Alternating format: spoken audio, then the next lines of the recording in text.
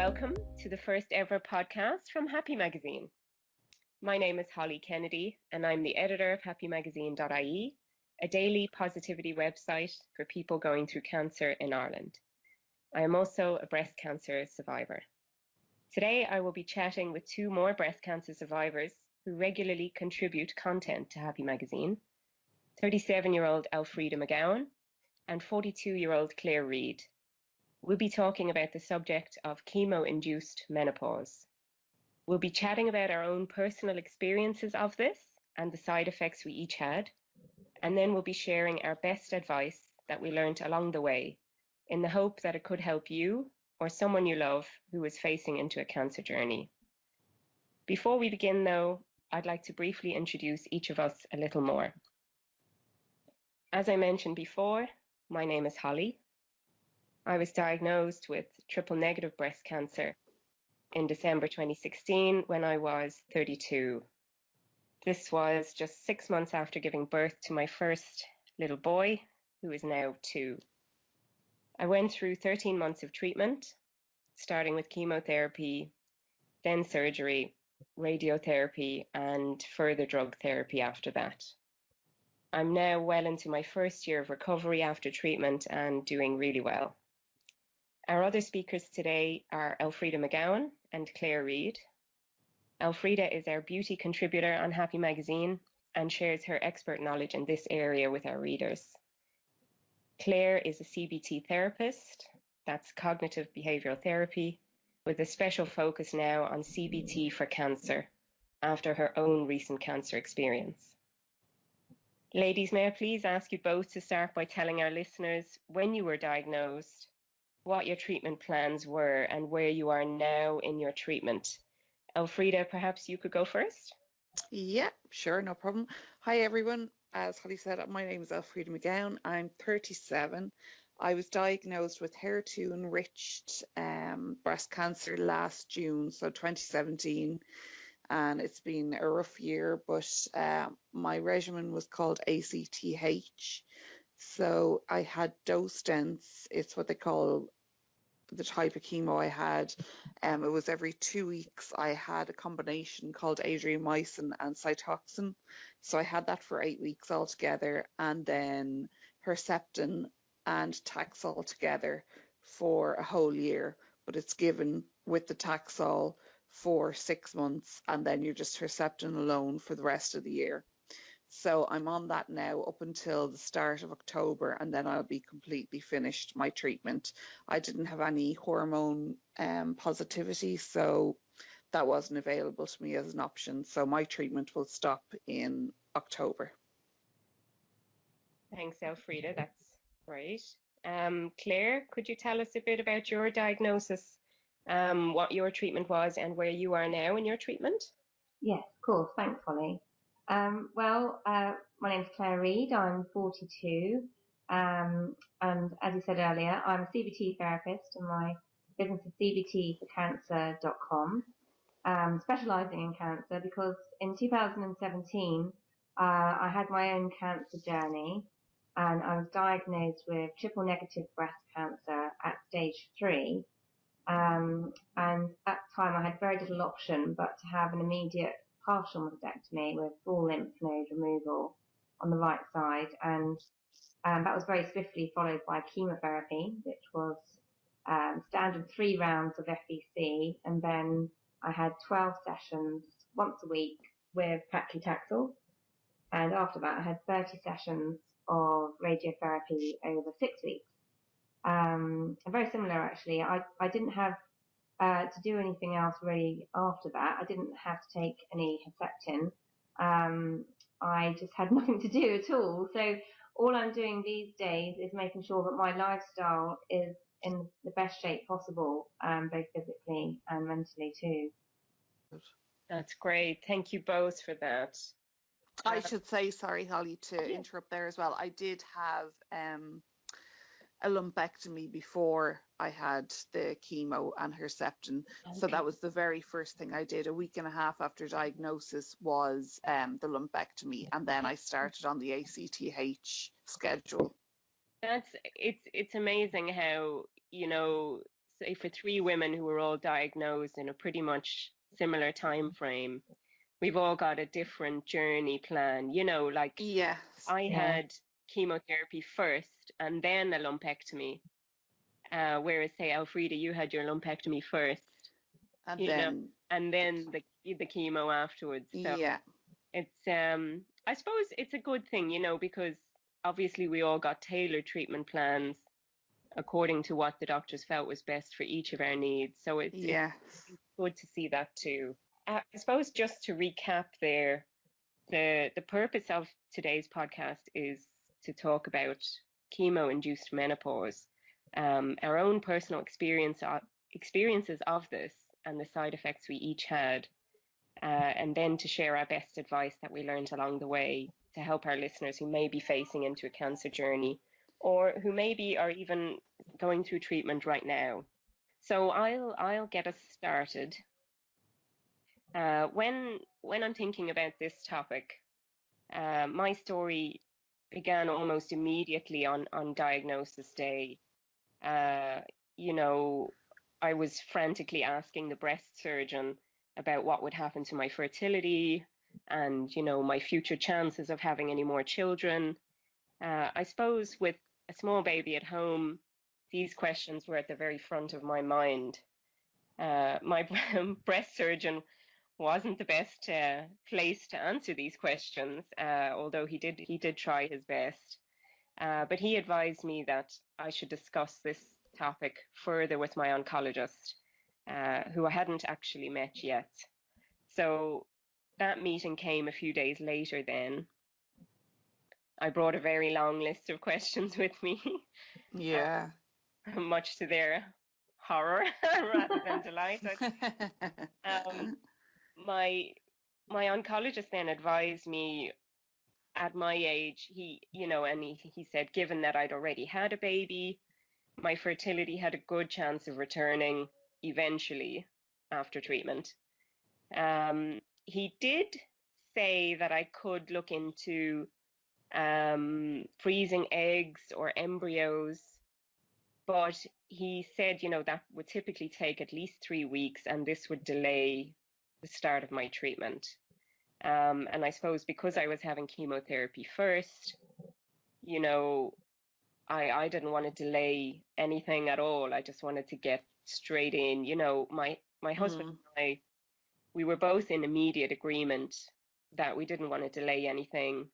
We were already very much in survival mode, I suppose. So we kind of just said to each other, well, if this means we don't have any more kids, that's it. We'll have to deal with that later.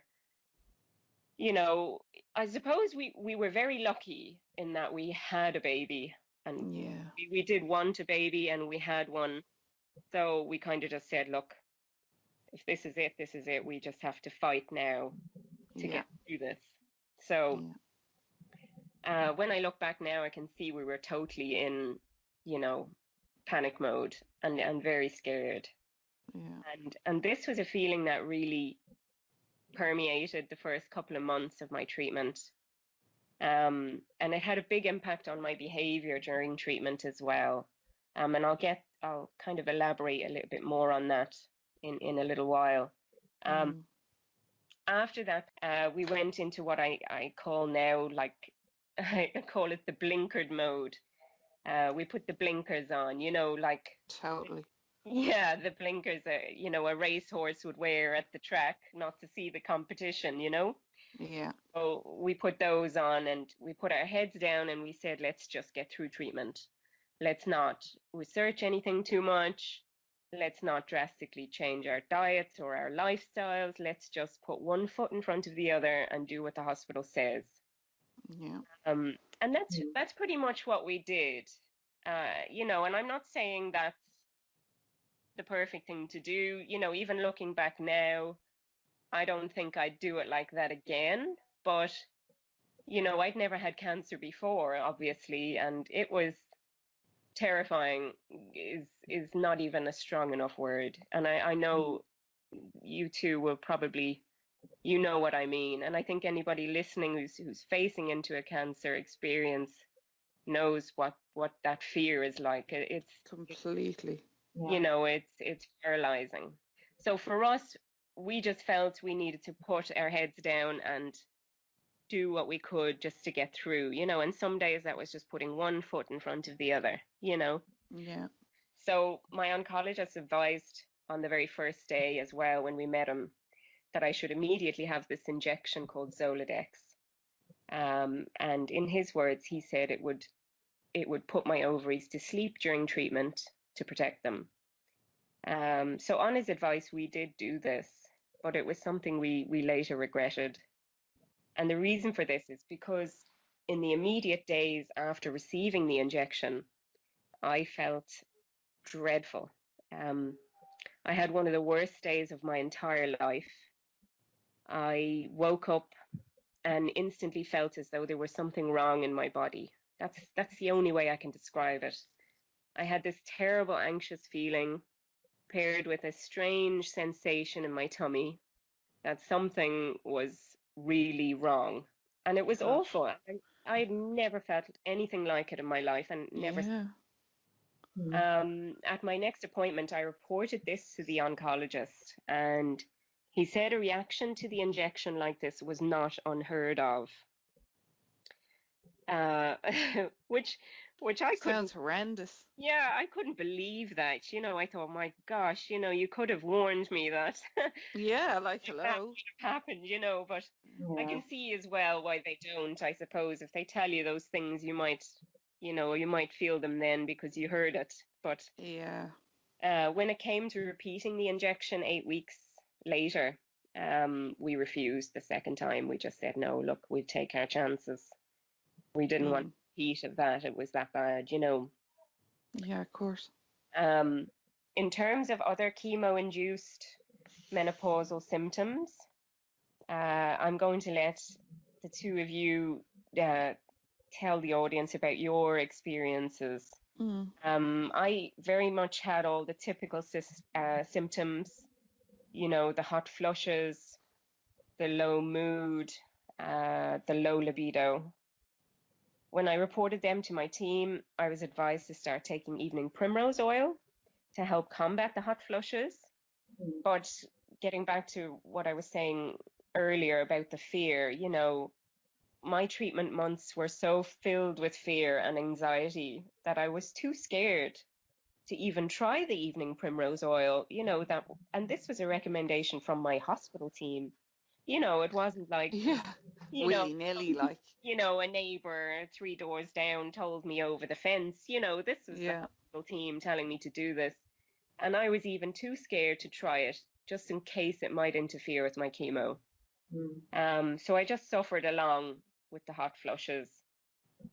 So eventually then it was about 5 months after the end of chemotherapy when my periods finally came back. But they did come back, and I was just delighted that they had come back at all. So Elfreda, can I go to you next? Yeah. You tell us about your experience of chemo-induced menopause. What happened for you? Yeah. Maybe starting back when you were diagnosed. Yeah. Were you offered information even about it?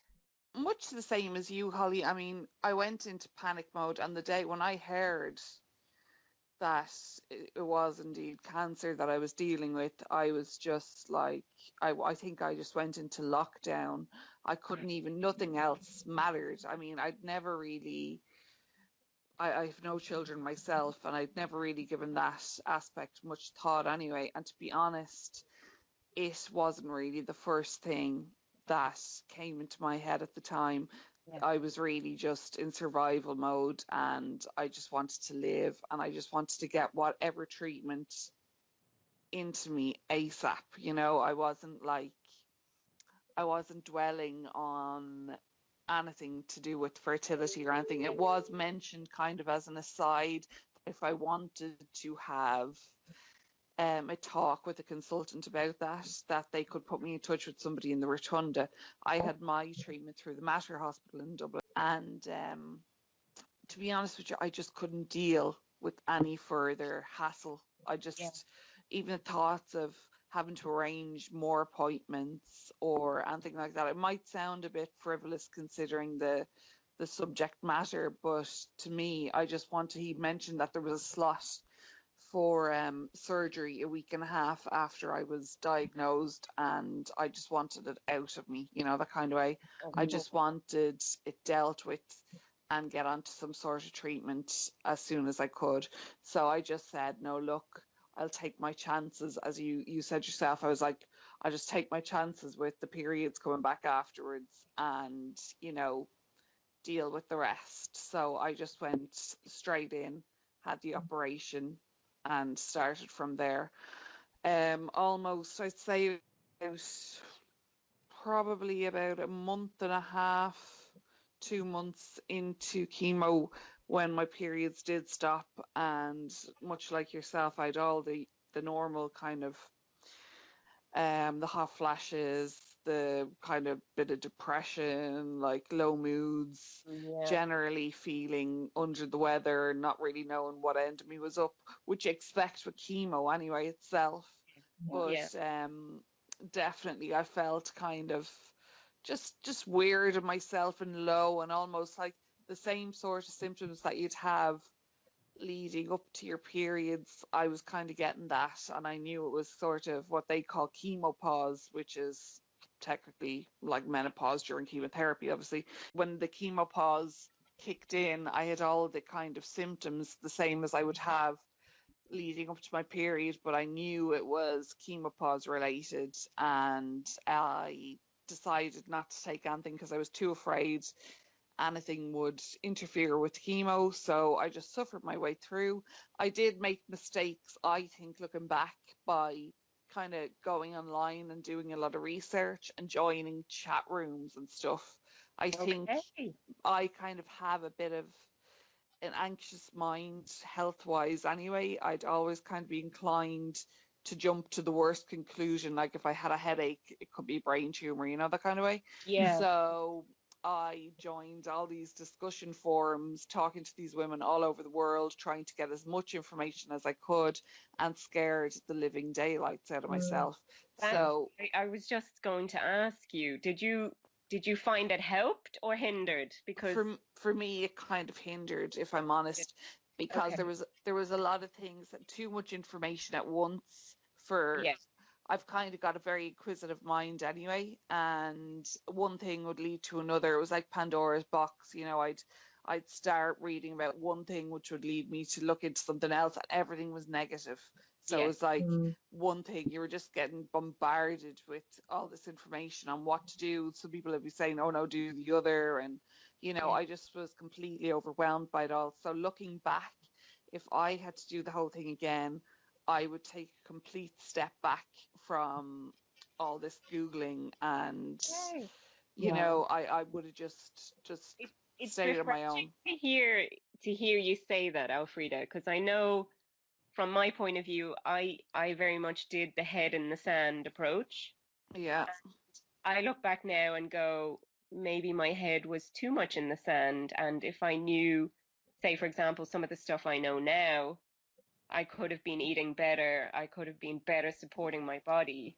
But at the time, I was so scared. You know, I actually couldn't have gone onto a chat room because even the thought of joining a chat room was too scary. Yeah, You totally. know, it's funny how our different approaches there, when you feel like you had that approach, but it didn't work for you either. No. You know, the very first thing when I heard mine was HER2 positive, the nurse, the breast cancer nurse in the hospital, she was kind of like, oh, this just kind of defines the type of therapy you're going to need. So that was fine. But then the very first thing I did when I left the hospital was type HER2 positive breast cancer into my phone. Oh my God. And all these things came up about how it's one of the most aggressive forms and all of this scenario. So I just, for me, even to do with the menopausal symptoms and what to eat and what not to, it fully bombarded my head with way too much to deal with at that time. And I think just taking a step back would have been the better thing for me to do. And then I probably would have felt more able to rely on what my actual breast care team were advising, other than what everybody else was advising. So it just kind of, it all got, scrambled together and was too much for me. Yeah, absolutely. No, I can definitely see how that would happen. And it's funny, the first thing I did when they told me it was triple negative breast cancer that I had was go home and Google it. And that signaled the very first downward spiral into total depression for me. Yeah. It like yours, the internet said, oh, well, that is the worst or one of the worst breast cancers you can have, and all the rest of it. And that, that night, I think my husband and I were up for hours, and I was going, oh my God, I had no idea. Yeah. And I just, I felt like everything was over. Yeah. Before you even stood up and fought the fight, Yeah. I was like, well, the internet says I'm done. You're writing yourself off, like. Oh, yeah. So then after that, my husband and I said, no, that's it. No more internet, no Googling anything to do with the word cancer. And we're going to stick our heads in the sand. And I still do feel like maybe we were too much heads in the sand at that point, But I guess we're always going to look back and say, I could have done this better. Hindsight is a lovely thing. But I really think that there's a balance, there's a big balance between both your extremes in a way. I mean, you can have too much information and you can have none. And I think that middle point is really important. But I also think that these doctors, the oncologists, are putting a lot of women, a lot of men, whatever cancer you get diagnosed with, into this situation where the first thing you do is you go home and you Google what is my cancer and what type it is, and more often than not, the horror stories hit you first.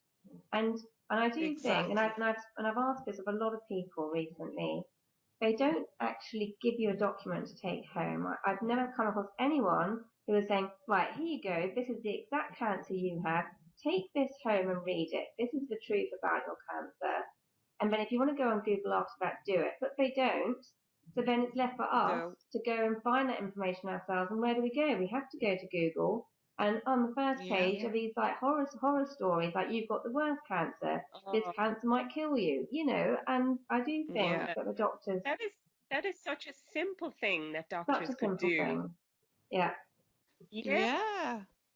And one woman's story is not yours, and you have to think of the internet is a pool of basically the whole world, and generally the women who are looking for precise type information is quite a small pool, you know what I mean, depending on where you are, that kind of way. So it's like, so you're looking for a needle in a haystack, and you're finding the haystack, Yeah, that's it, exactly. Yeah, absolutely. Maybe I can go to Claire, over to you now.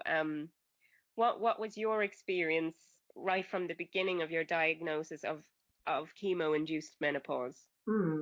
Well, I have to say, very similar to both of you. Again, a lack of information. I was 41 when I was diagnosed, and not one person asked me if I had children or if I wanted children. No one asked me that question. Now, fortunately for them, I actually don't want children. It's not part of my life's plan. But I think if I was someone who wasn't, an assertive individual or, just a bit more timid, I wonder how anyone would actually get that information right from the get-go so they can make the right decisions for themselves. So I was very disappointed looking back on it. In fact, I would say I'm actually astonished, because I find it quite unacceptable that there's a lot of control taken out of your hands and a lot of mystery going on from the get-go. No one at all discussed or mentioned menopausal symptoms or libido symptoms to me, but I'm just lucky because I've been practicing as a CBT therapist for over 10 years. So I've worked with a lot of cancer patients over the last decade, and I really knew that these symptoms would come up. So I had a very good understanding of what they would entail, and obviously it might happen to me. But I really wasn't given any information whatsoever on that. But I was told, because I actually had my treatment in Italy, which is a whole other story for another day, the diet information was very good. I was told immediately to cut sugar out and meat and eat mostly vegetables. And if you do any sort of reading around nutrition and cancer and chemotherapy and radiotherapy, that's what it will tell you anyway. So I'm still quite staggered with some of the information that other countries put out there, but I was lucky. I was in Italy. But during it all, my period stopped after the second infusion of FEC, and then I started getting hot flashes on and off. The mood swings were really bad for a spell, but I found that they correlated with times when I was letting my hair down a bit. Not that I had any to let down at that stage, but when I was actually having a weekend off or something, I was just indulging a bit more. That's when I noticed that my mood started swinging about. So I thought, I can't even have a break. I've got to keep eating these vegetables. So I did. Which is a shame. You want a break now and again doing chemotherapy. But my libido is definitely lower, and again, I'm just in a fortunate position because I really knew how important it is to communicate with my partner about what was going on with me, how I was feeling, and also to educate him on what to expect and what was happening to my body and my mind. And we both really worked together through it all like a team. So those hot flushes didn't seem so bad when you had a teammate on side. So I was very lucky to have the support. But I did do an awful lot on my lifestyle to get those hot flashes pretty much gone, and also those mood swings, in check. What sort of things did you do, Claire? Gosh, I did a lot. Well, again, I suppose, as I was saying, the sort of balance of information and not getting information is imperative to get this balance. So I did set about doing a lot of reading. I had a nutrition diploma anyway, but there was a brilliant book which I recommend to all my clients, which is called Natural Solutions to Menopause, which was written by Dr. Marilyn Grenville. And you can get this in a lot of health stores in Ireland. I got mine in Restore on Camden Street in Dublin.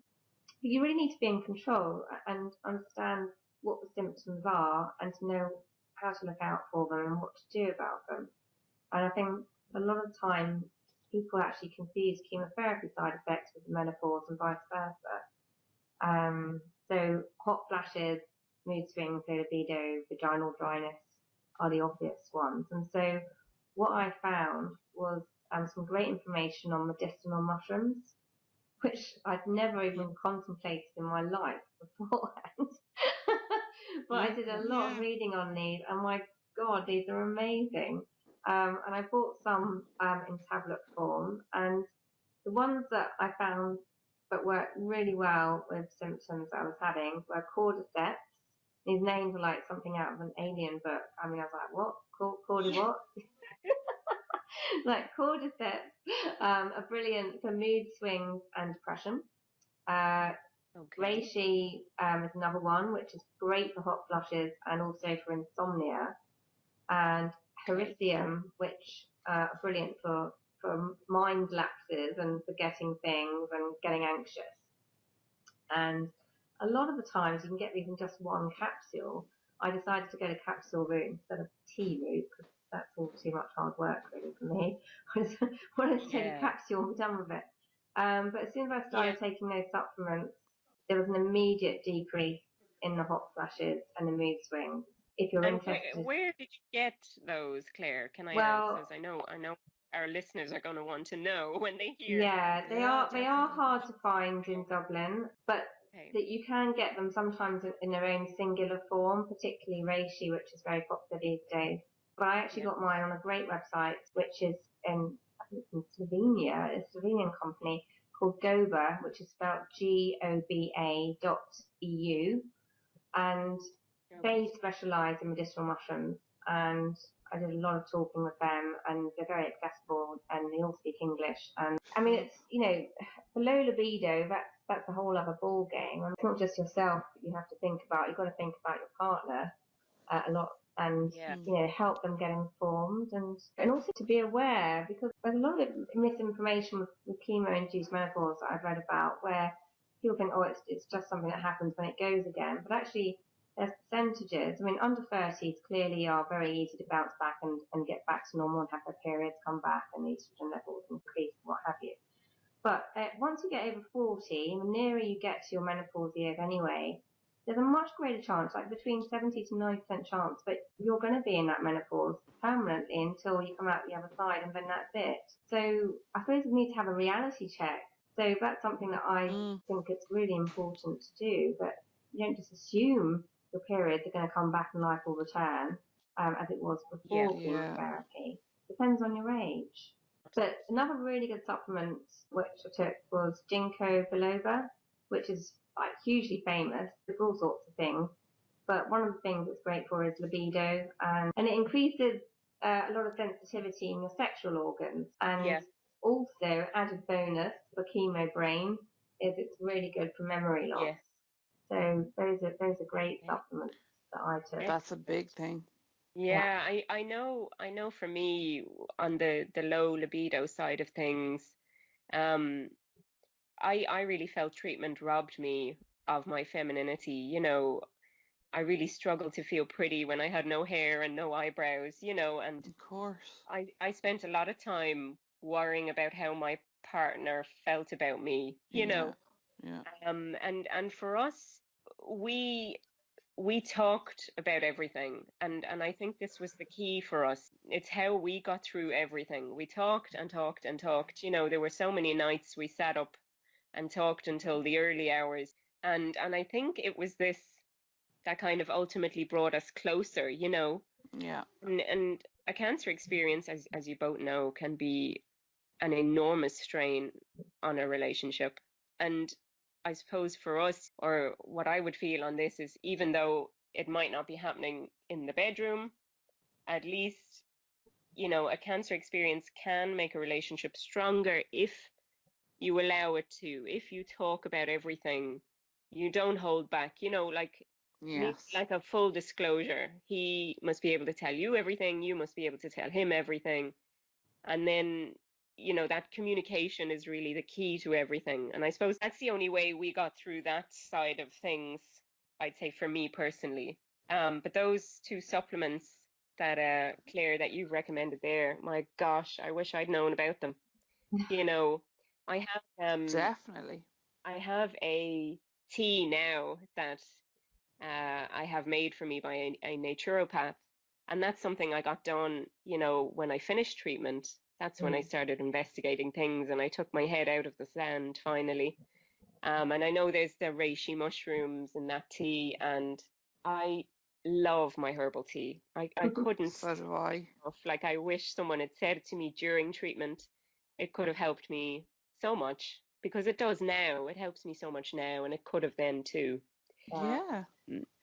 And Claire, did you talk to your medical team about the supplements you were taking, and what was their, how did they feel about them? Yeah, I mean, obviously it's crucial to double check any supplements or anything additional that you're taking alongside your treatment. So crucial. I had a very, I suppose, a more modern oncologist. He wasn't too old, he wasn't too young, but he was informed. And when I told him what I was taking, so I also took another couple of other things for different parts of the chemo treatment, and said, yeah, I've heard of those. That's not a problem. Take those. And in fact, he was delighted with my bloods every time. And I'd say to him, oh, I wonder if that's because of X, Y, or Z supplement. And he just looked at me and just sort of go, I'm not saying either way. he refused to say it, but he was astonished, with my bloods. But I was just astonished with my good mood all the way through, because I did have those few mood swings right at the beginning, but after I got on top of that with my diet and lifestyle and the supplements, I was in good form. I mean, he couldn't get over it. When I was supposed to be going downhill towards the end of my chemotherapy, I was going uphill. That's amazing. Yeah. Brilliant. Excellent. Yeah, that's great. Jeepers, I hope there's some people listening today that might be able to take some some tips from our conversation today. I suppose if I go back to Elfreda, maybe, Yeah. were there any key moments for you when you were like, oh, I wish someone had told me that, you know, Yeah. or Yeah. something you learned or figured out during treatment Well, that really helped you? there's loads of things. I suppose, like what you said, Holly, about the feeling you're not really prepared for how unattractive you're going to feel because you feel so sluggish. Then you lose your hair, your eyebrows fall out, your eyelashes fall out. I know we hear all of these things before treatment starts, but I don't think you're quite prepared for maybe the length of time you're going to be without those things, and it can really get in on you. And I know for one, I kind of dived into getting like a wig and spending a lot of money on on a wig, and it turned out not to be what I wanted anyway. Yeah. Number one, I went for a style that was as my hair had been beforehand. Yeah. And I don't think if I thought it through, I wouldn't have gone for that because I'd really, really long hair and really thick. And sure, it's going to be years, if ever, before I have that kind of hair again. Yeah. So you're kind of going from having hair like that to wearing a wig like that. And then at some stage, you're going to have to, remove the wig. Well, you don't Yeah. have to, but you'll want to because you're so warm and you're so, Yeah. you want to eventually get back to yourself and be free to walk out the door without having to throw Yeah. it's nearly like a hat, it becomes nearly, so it's like a lot of hassle. So I Yeah. think number one, I maybe would have waited a little bit longer because I ended up going for, after spending big money on a wig, I ended up going for synthetic wigs, which cost about €90. And they were a lot more comfortable to wear, a lot more cooler on the scalp. And you could kind of chop and change and at least be a bit playful like that. Because as you Yeah. said, when you feel kind of unfeminine and a bit Yeah. crappy about yourself in general, it's nice to kind of do a few little bits to make yourself feel good. Mm. So that was one thing. Another thing is the eyebrows. I work obviously as a makeup artist and beauty therapist for years, and I would have dealt with a lot of women who were going through cancer at different various times, and I would have heard their kind of stories. And I already knew about the eyebrows, say, so there's like some women choose to get, it's kind of like a type of semi-permanent eyebrow where they tattoo the top layers of skin into an eyebrow shape. It's really natural looking. I've spoken about it on Happy Magazine Yeah. before. I'm sure people can check that article out if they like. Absolutely. Yeah. And I think that's a great thing to get done before your treatment starts, because eyebrows frame the face. At least you can wake up in the morning, you still look like semi like yourself because you have the frame there, that kind of way. Absolutely. And eyelashes and stuff, if you want to start training yourself up, if it matters. I know some of these things sound a bit frivolous and some people are probably like, oh look, I don't care. But if you Oh, do care, I think it's important. yeah, exactly, because Absolutely. it gives you a bit of a lift, it gives you something maybe to take your mind off things as well, like, and Yeah. prettify, like feel like you're still feminine and womanly, so it kind of, Absolutely. if you want to practice, play around with eyelashes and that sort of thing, or you can go to any good salon. They generally have like makeup artists who'd give you like a little tutorial even on how to glue on eyelashes and stuff. Yeah. And another thing, what I did religiously every day was be good to my skin, because at the end of the day, your skin is your body's largest organ, and it really does take the brunt of chemo Yeah. and menopause and everything else. It dries up, it gets your elbows, your feet, your knees, just the general feeling, just it changes. So if you make it a habit to get a nice, you don't even have to spend a lot of money. You could get like an emollient for like €3, if you want to go Yeah. for aqueous cream or anything. Just massage, Yeah. lots of cream into your body twice a day if you can, once a day if not. Yeah. Things like Epsom salts are great as well for, you know, detoxifying and helping swelling and water retention. So I just found all those little tips were great for me because they did make me feel like I was still, you know, myself. And Yeah. still, yeah. Yeah. And I did kind of, I kept the makeup up. I just like every day applied my makeup, tried to make myself appear as Yeah. good as I could, and that then gave me a bit of confidence and a bit of happiness and a bit of playfulness Yeah. around how I felt about myself. To be honest, I think everything you've just described there becomes even more important when you're going through something like cancer, because, Yeah, you know, it's your identity, it's how you feel about yourself. Those things become even more important. And if there is a time when you really even dial up those things, you've got the time, you know, because as we all know, when you're going through chemo, we're pretty yeah, tired and not able to do very much, but you can still do your makeup, you can still do your moisturizing, and the benefits that are going to come out of that lift that they give you are are so worth it. totally. And I would say as well, a lot of the hospitals, obviously, they have the program that they offer, you know, the Oh, yeah. makeup program, Yeah, so which they is look good, feel the better. look good, feel better is really good as well. And the last thing I found as well that I just forgot there was I used to carry around a bottle of the thermal spa water sprays. You can, a lot of the different brands do them, but if Yeah, you carry those in your bag and, you know, spritz yourself a few times a day, it gives you a bit of a lift and it keeps your skin looking nice and hydrated, and it helps with hot flashes and stuff as well. So that's another little tip. yeah, Good brilliant. tip. That's a great tip. I wish I'd thought of that one. Yeah. Um, Claire, do you have any more tips there that you'd like to share about maybe managing the effects of Yeah. chemo-induced menopause? I think the last thing I would say is about the hormonal change itself and how it affects us in different ways.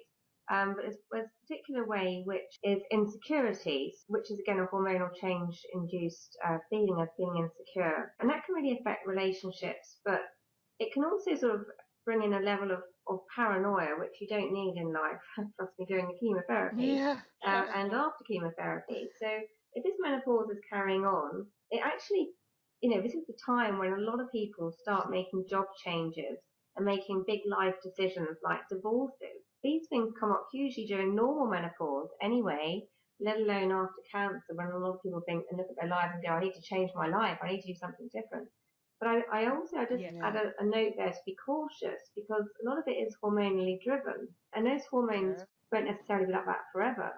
So I think to be cautious, don't just listen to your body telling you what to do. Take your time. If you suddenly have an urge to quit your job and go backpacking around the world for a year, well, that sounds lovely, but economically, Yeah. is it a good thing to do? Can you get a Yeah. job when you get back? You look at your husband or your partner and go, that's it, I want out of this marriage. Again, take your time. Was that how you were feeling absolutely. before cancer came along? That might be different. But if Yeah. suddenly it's just arrived during your cancer treatment, this idea of getting a divorce, and I stress this Yeah, enough, and lots of people do have these ideas, but you might again take your time. And I think that's really important. Just don't rush in making any big life-changing decisions until a good year or so after chemotherapy has ended and hopefully your body's getting itself back on track and hormones are starting to regulate again, if that's possible for your own Yeah. circumstances. I think that's an excellent tip, Claire. And I'm really glad you brought that up actually. I know you mentioned it earlier as well. You said about a lot of people confuse a side effects of chemotherapy with, chemo-induced menopause symptoms, Yeah. and that the two things are different. And I know I definitely confused them. I just took the whole picture of what I was experiencing and put it all down to cancer, you know. Yes. Yeah. And I didn't differentiate, well, hang on, no, this is a hormonal symptom that I'm experiencing, and this is how I can tackle it. I wasn't thinking clearly that way at all, and I didn't differentiate like that at all. So I think that's a really good piece of advice. to share with everybody today. So thank you for that. Okay, so I think we're coming to the end of the podcast now. Unless, is there anything, Elfreda or Claire, would you like to add? Was there anything else there? Not really, Holly. Just basically, you will get through it. I know that everybody says, at the start of a cancer journey, oh, look, just, you're going to get through this. But it is true. There is light at the end of the tunnel. Yeah. And, just do whatever makes you happy at the time, and try your best to just stay afloat. Whatever you have to do. Don't listen to anybody else telling you, oh, don't do this, don't do that. Just, try and stay true to yourself, and do little bits and pieces for yourself every day that make you feel good, no matter how insignificant or frivolous they may be. It's all about you at the end of the day during a cancer diagnosis. Just do whatever you can to make every day for you seem a little bit easier and a little bit happier. Absolutely. I think I echo those words entirely. I completely agree. I think that's the best way. The last message to give, I think we'll just leave it with that, because that's a brilliant message, Elfreda. Absolutely. Yeah. Great. And I think as well, like, just recapping on another point, Claire, that you had about finding the balance with information. Definitely. We've shared our stories today on how different each of our journeys was, and how we each found that information overload and the struggle with finding the balance there. So I would say to anybody listening, it's a real struggle for anybody who's faced with a cancer journey ahead of them. And you've got to find that balance there that's right for you. And that might be a lot of researching online, or it could be no researching online, or it could be something that's in the middle. So it's finding what's right for you. So that's it.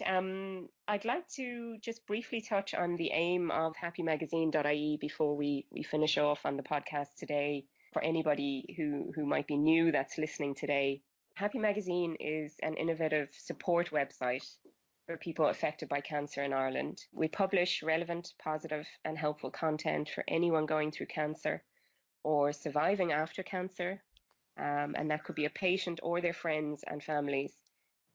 We publish 7 days a week, 365 days a year. So a reader who follows Happy Magazine over time receives long-term encouragement, motivation and support for making positive changes to help them become more happy and healthy in their life after a cancer diagnosis. We are currently the only non-charity, non-medical and dedicated cancer support resource in Ireland.